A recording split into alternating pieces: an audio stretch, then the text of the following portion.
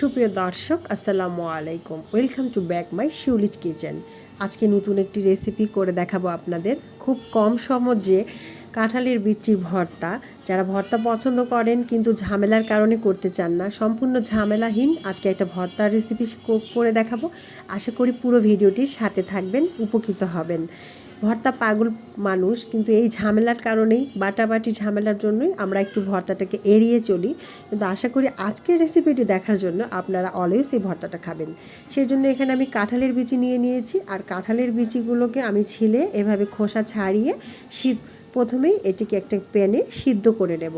সিদ্ধর জন্য আমি এখানে কাঁঠালের বিচি দিয়ে তার মধ্যে 2 থেকে 3 কাপ পানি দিব। পানির পরিমাণটা একটু বেশি রাখতে হবে, আর কাঁঠালের বিচিটাকে একটু খুবই নরম করে সিদ্ধ করতে হবে। যেহেতু এটা বাটাবাটি করা যাবে না, তাই এটাকে আমি হাত দিয়েই করব। কাঁঠালের বিচিগুলো আমার সিদ্ধ হয়ে গেছে। এই পর্যায়ে এটাকে আমি চুলা থেকে নামিয়ে খুব সুন্দরভাবে ওয়াশ করে নেব। এই যে উপরের যে একটা পাতলা চামড়া আছে লাল লাল, এই আবরণগুলোকে আমি সুন্দর করে ওয়াশ করে ধুয়ে নিব। ধুয়ে না নিলে দেখতে ভালো লাগবে না, অবশ্যই এটাকে ঠান্ডা পানি দিয়ে ওয়াশ করে নিতে হবে।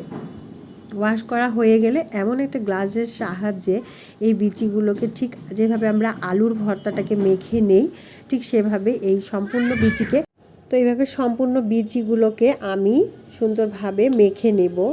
একটা বিচিও দানা দানা থাকবে না, ঠিক আলুটা যেভাবে করি। তো এই দেখুন বিচিগুলো আমার ম্যাশ করা হয়ে গিয়েছে। এখন এটাকে একপাশে রেখে এই পর্যায়ে আমি 4টা শুকনো মরিচ নিয়ে নিয়েছি। তেলে ভেজে শুকনো মরিচই দিবেন। আর এগুলোকে প্রথমেই স্বাদ মতো নুন দিয়ে আর শুকনো মরিচগুলো প্রথমেই করে নেবেন, তাহলে হয় কি মরিচগুলো খুব ভালোভাবে ভেঙে নেওয়া যায়। আর তা না হলে আদার্স উপকরণগুলো দিলে খুব ভালোভাবে মরিচটা ভাঙানো যায় না। আর আপনাদের যদি হাতের সমস্যা থাকে অবশ্যই হ্যান্ড গ্লাভ ইউজ করে নেবেন। আমার ছিল না, তাই আমি স্কিপ করে গেছি।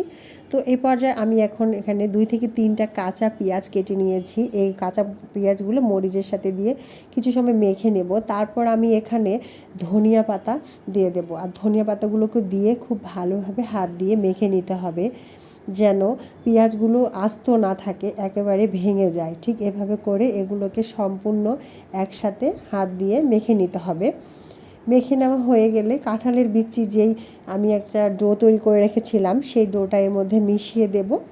মিশানো এভাবে করে ঠিক যেভাবে আলু ভর্তাটা করি এভাবে মিশিয়ে নিতে হবে।